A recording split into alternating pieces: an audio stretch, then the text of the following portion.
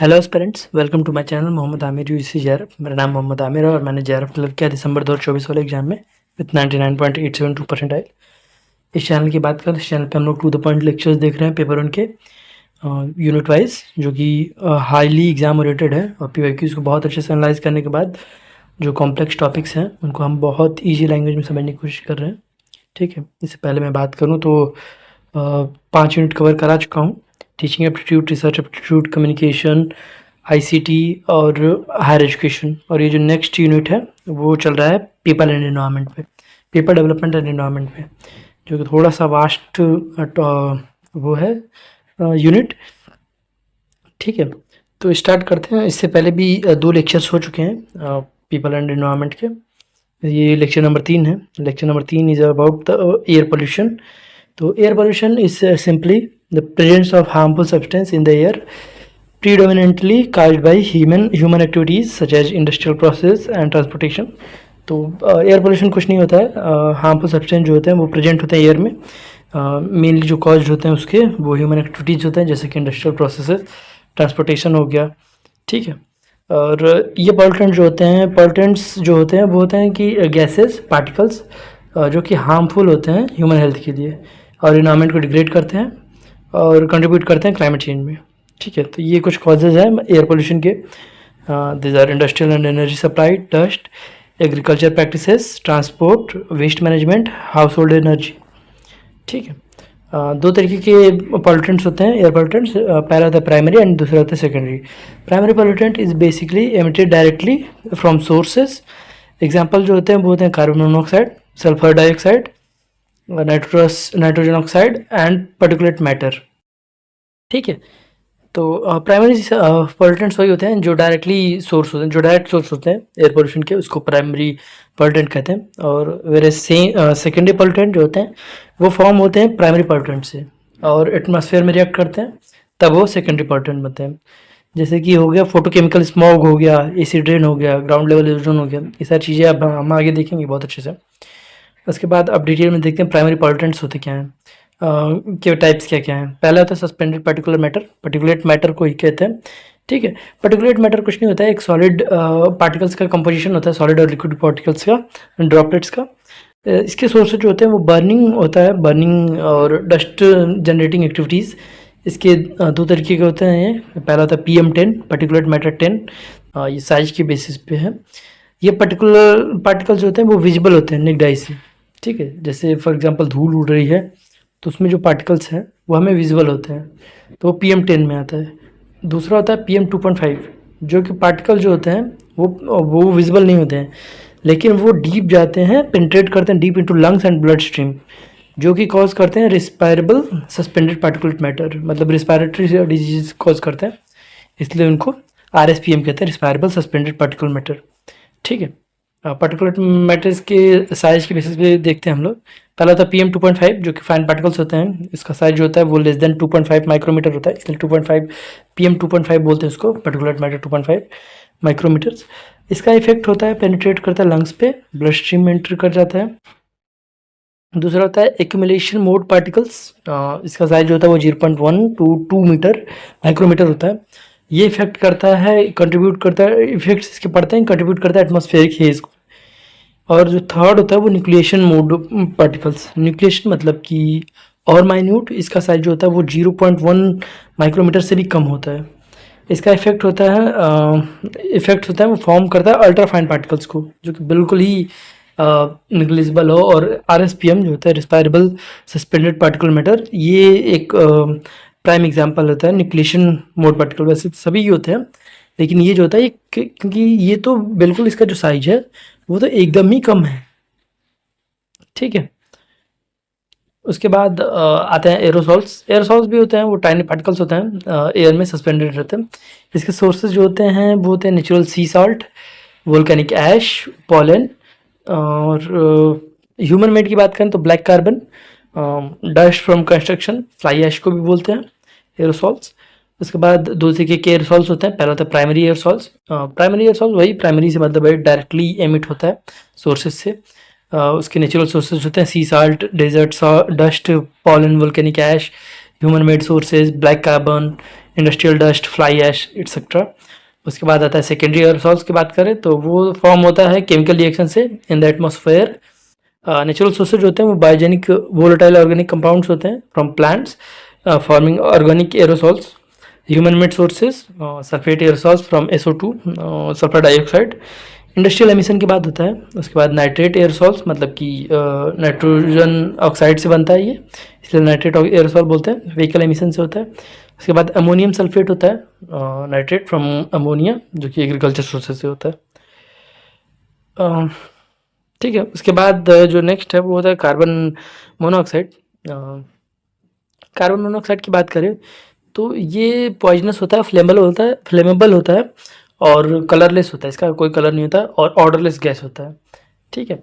इसके इफेक्ट देखते हैं तो ये बाइंड करता है हीमोग्लोबिन को 200 से 300 टाइम्स मोर देन ऑक्सीजन, यानी कि बहुत हार्मफुल होता है हेल्थ के लिए, क्योंकि हीमोग्लोबिन को बहुत जल्दी बाइंड कर देता है। ये फॉर्म करता है कार्बोक्सी हीमोग्लोबिन। ये सारे क्वेश्चन जो है वो डायरेक्ट आए हुए हैं प्रीवियस क्वेश्चन में। एंड उसके बाद जो होता है अगर कार्बन मोनोऑक्साइड की वजह से ऑक्सीजन डिफिशियंसी हो जाती है बॉडी में।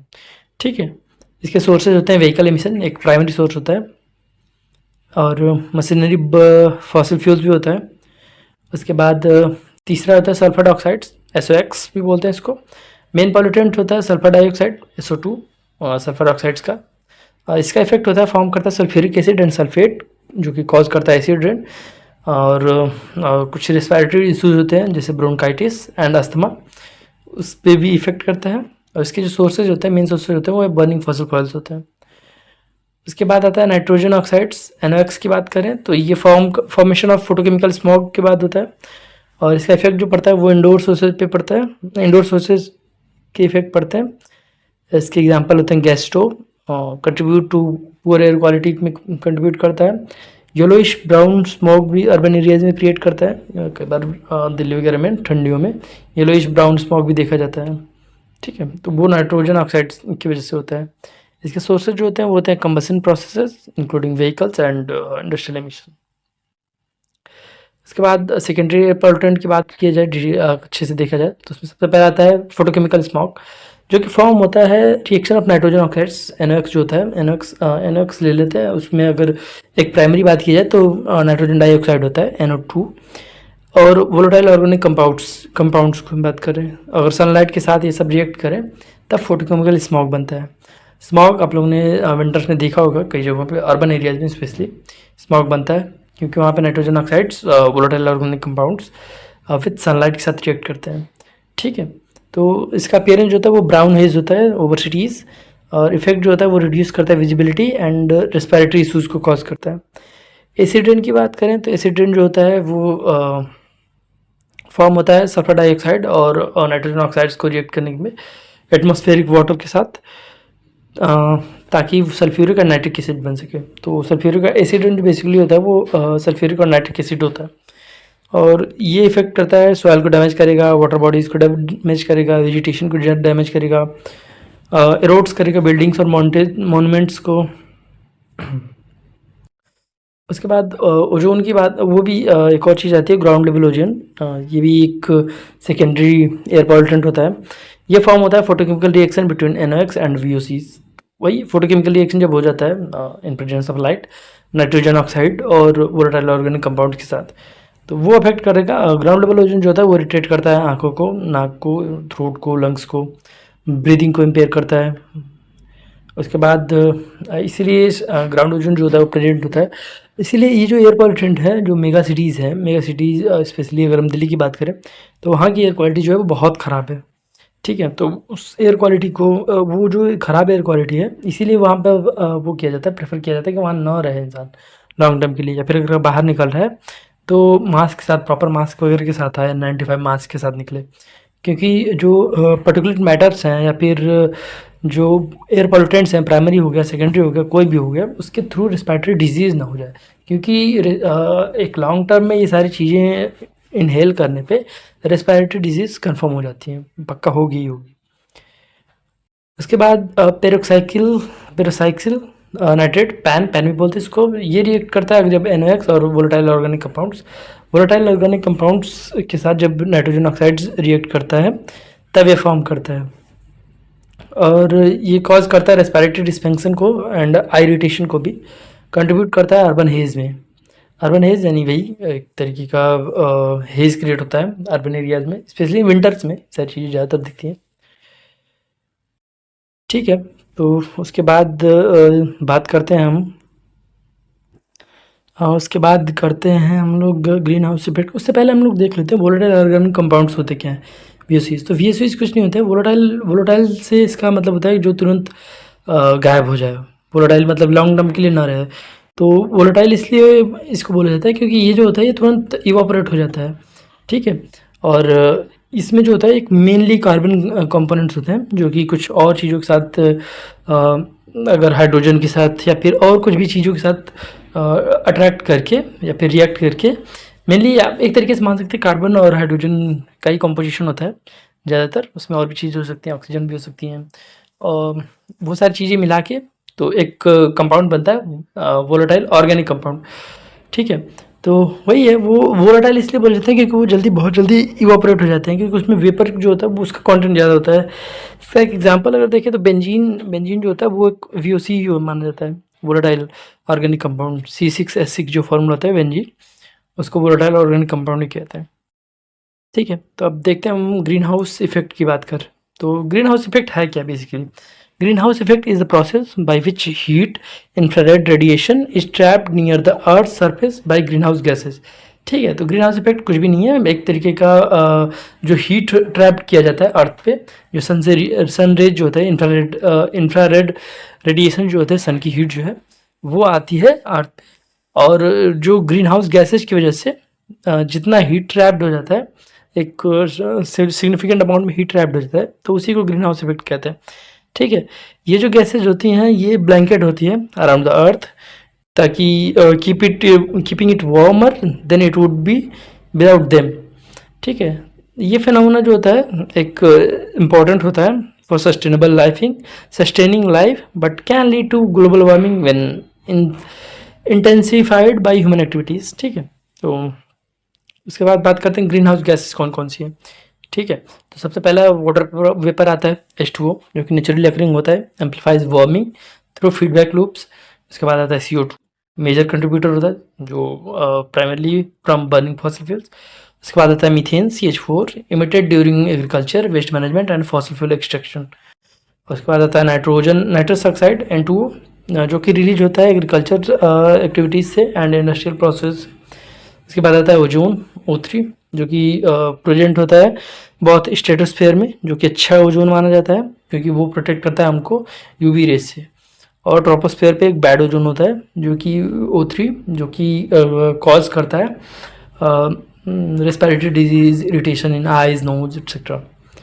ठीक है, और नेक्स्ट होता है फ्लोरोनेटेड गैसेज जैसे CFCs एंड HFCs। तो सिंथेटिक गैसेज होते हैं जो कि यूज होती हैं रेफ्रिजरेटर में और ACs में, एरोसॉल्स में, सॉल्वेंट्स में, एक्सेट्रा में। उसके बाद आता है सल्फर हेक्साफ्लोराइड SF6 भी होता है, used in electrical equipment and is an insulating gas, मतलब ये कंडक्ट नहीं करता है इलेक्ट्रिसिटी को।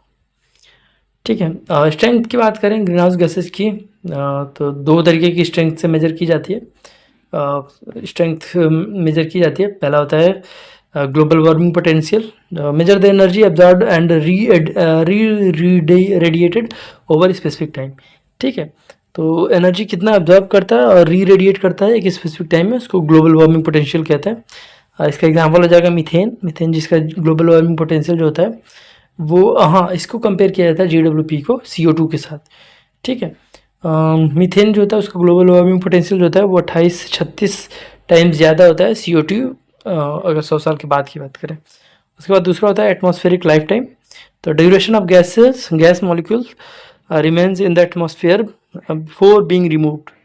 ठीक है, इसका एग्जांपल जाएगा CO2 persist for 100 years while methane last about 12 years. ठीक है, ये एक चार्ट है ग्रीन हाउस गैसेस का एटमॉस्फेरिक लाइफ टाइम ईयर और GWP के बारे में। ठीक है, तो ये एक इम्पॉर्टेंट चार्ट है क्योंकि इससे बहुत क्वेश्चंस आए हुए हैं पास्ट में। जैसे CO2 की बात करें तो उसका एटमॉस्फेरिक लाइफ टाइम जो होता है वो 550 से 200 साल होता है, और GWP जो होता है उसका 1 होता है। उसके बाद CF4 जो है उसका है 50,000 एटमॉस्फेरिक लाइफ टाइम। तो ये सारी ग्रीन हाउस गैसेज हैं।